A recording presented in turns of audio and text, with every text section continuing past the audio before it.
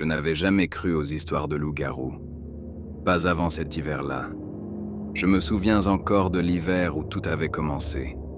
C'était en 2013, dans notre petit village de Bouchette, dans la vallée de la Gatineau. Un village perdu entre les forêts et les champs gelés du nord du Québec. Un de ces endroits où la forêt semble avaler les routes, où les nuits sont longues et où le silence peut devenir inquiétant. On était une petite communauté. Il y avait des champs à perte de vue. Un endroit tranquille, trop tranquille peut-être, et où les nouvelles voyageaient plus vite que le vent. Tout le monde se connaissait, mais personne ne le connaissait lui, le nouveau. Il était arrivé en novembre, juste avant les premières grosses neiges. Il avait acheté la vieille maison des Tremblay sans même négocier. Payé comptant. Ça avait déjà fait jaser. C'était une maison en bois gris, un peu croche, avec une galerie qui grinçait même quand il n'y avait pas de vent. On disait qu'elle avait une drôle d'énergie. Mais bon, dans un village comme le nôtre, tout finit par avoir une histoire. Personne ne savait vraiment d'où cet homme venait. Le gars parlait peu, trop peu. Je l'avais croisé une fois, au dépanneur. Il était grand, pâle, les yeux sombres, comme s'il n'avait pas dormi depuis des jours. Il avait payé en silence, sans même regarder la caissière. Il lui avait fait juste un signe de tête, puis il était reparti dans le froid.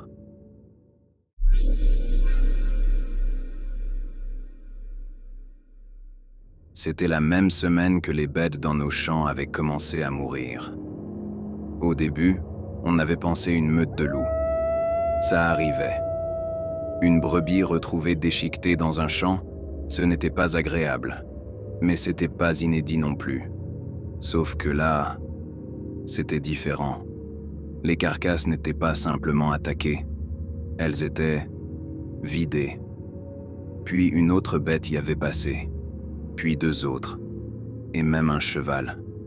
Et là, plus personne ne parlait d'une meute de loups. Les carcasses étaient trop propres dans leur horreur. Comme si quelque chose avait pris son temps. Comme si les bêtes avaient été ouvertes avec précision, presque proprement, mais avec une violence qu'aucun animal normal n'aurait pu reproduire. Comme si quelque chose avait su exactement où mordre, ou déchirer. Il n'y avait presque pas de traces de lutte. Pas de traces de fuite non plus. Juste la mort. Le village avait changé vite. Le vieux Gagnon avait été le premier à en parler sérieusement. Ça, c'est pas un loup. Ça, c'est autre chose. Personne ne voulait vraiment continuer la phrase, mais tout le monde y pensait. C'était une créature d'un autre niveau. C'était une bête féroce, diabolique. Alors, les portes des maisons s'étaient mises à être barrées plus tôt. Les lumières des perrons restaient allumées toute la nuit. On avait aussi commencé à rentrer les animaux dans les étables la nuit. Même ceux qui avaient jamais vu l'intérieur d'une grange de leur vie. On les enfermait. Et certains avaient même installé des lumières extérieures autour de leurs étables. Et surtout, on avait arrêté de sortir après la tombée du jour. On se disait que ça allait suffire. Mais on avait tort.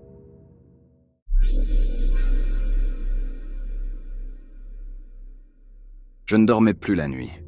Je ne sais pas pourquoi, mais quelque chose me gardait éveillé. J'avais une impression constante d'être observé. Je me rappelle de cette nuit-là comme si c'était hier. Le vent soufflait fort, assez pour faire craquer les murs de la maison. J'étais assis dans le salon, à regarder la télé sans vraiment l'écouter, quand j'avais entendu un bruit dehors. Ce n'était pas un hurlement. Pas exactement. C'était plutôt quelque chose entre un grognement et une respiration, trop lourde. Puis, j'avais entendu un souffle, lourd, rythmé, comme si quelque chose respirait, juste sous ma fenêtre. J'étais resté figé. J'avais le cœur qui battait trop fort. Je n'osais même pas bouger. Puis ça s'était arrêté, d'un coup, comme si ça savait que je l'avais entendu. Je m'étais levé, lentement. J'avais éteint la télé. Le silence était devenu pesant, presque épais. Je m'étais dirigé vers la fenêtre et j'avais tiré le rideau juste assez pour voir dehors. Mais il n'y avait rien, juste la neige. Mais elle n'était pas intacte. Il y avait des traces. Mais ce n'étaient pas des traces de pattes. C'étaient des empreintes, presque humaines, mais trop grandes, trop profondes. Et au loin, chez les Gagnons, j'avais vu la lumière de l'étable bouger, comme si quelque chose passait devant à toute vitesse. Et là, je l'avais vue. C'était une silhouette, trop grande pour être un chien, trop large pour être un homme. Elle s'était approchée de la porte de l'étable. Et je vous jure sur tout ce que j'ai, elle avait ouvert la porte, avec ses mains. Le lendemain matin, plusieurs des fermiers du village s'étaient réunis là-bas. Même le nouveau était là. Mais personne ne parlait. Et il n'y avait plus de doute. Quelque chose rôdait dans nos champs. Les bêtes du vieux Gagnon étaient toutes mortes. Mais elles n'étaient pas juste mortes. Elles avaient été massacrées. Certaines d'entre elles étaient éparpillées, d'autres empilées comme si quelqu'un les avait déplacées. Et sur le sol, dans la paille, il y avait des traces.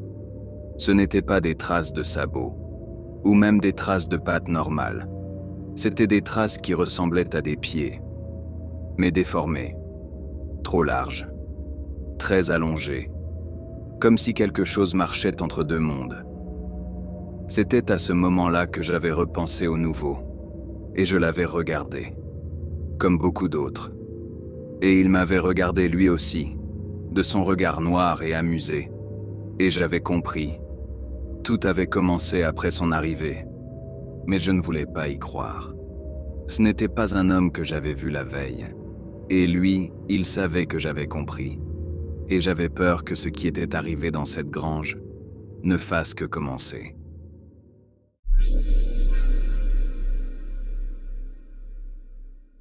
On ne parlait plus à voix basse. On ne faisait plus semblant. On avait peur.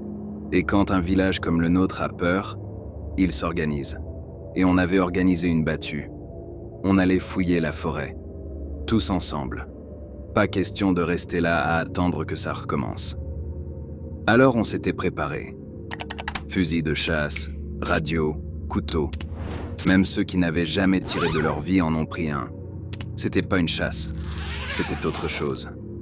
On était une vingtaine, peut-être plus, alignés au bord de la forêt, le souffle visible dans l'air glacé. Et le silence. Pas un oiseau. Pas un bruit. Comme si la forêt elle-même retenait son souffle. Le nouveau n'était pas là. Personne ne l'avait vraiment mentionné, mais tout le monde l'avait remarqué. On s'était enfoncé dans le bois. La neige craquait sous nos bottes. Chaque pas semblait trop fort. Puis on a trouvé la première carcasse. Un chevreuil. Ou ce qu'il en restait. Il était ouvert, proprement, comme les autres, vidé. La chair arrachée, mais sans chaos. Le vieux Gagnon s'était penché. Il n'avait rien dit, mais il s'était relevé lentement. Et il avait juste fait non de la tête. On avait continué. Puis on était tombé sur une autre carcasse. Un renard, puis un autre chevreuil. Et à chaque fois, la même chose. Pas de traces de lutte, rien autour.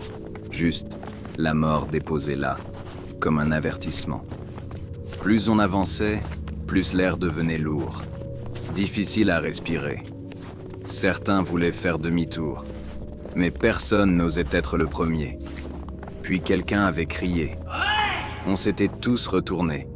Il y avait des traces, trop grandes pour être humaines, trop droites pour être animales. Elles allaient droit devant. On les avait suivies, pendant longtemps, trop longtemps, jusqu'à ce qu'elles changent. Comme si la chose s'était transformée en homme. Un frisson avait traversé le groupe. Quelqu'un avait murmuré « C'est pas normal ». Personne n'avait répondu. On avait suivi les traces de pas d'homme, sans parler, sans se regarder. Jusqu'à la maison du nouveau. Les lumières étaient éteintes. Mais cette fois, la porte était ouverte, grande ouverte. À l'intérieur, rien. Pas de meubles déplacés, pas de valises, pas de vêtements qui manquent. Tout était là. Comme si quelqu'un vivait encore là. Mais lui, il n'était pas là. Même pas une empreinte dans la neige autour de la maison. Rien. Juste cette odeur, légère, métallique, comme du sang, et dans la chambre, sur le plancher de bois, des marques, pas de griffures, mais d'entailles, longues, profondes. Mais lui n'était plus là.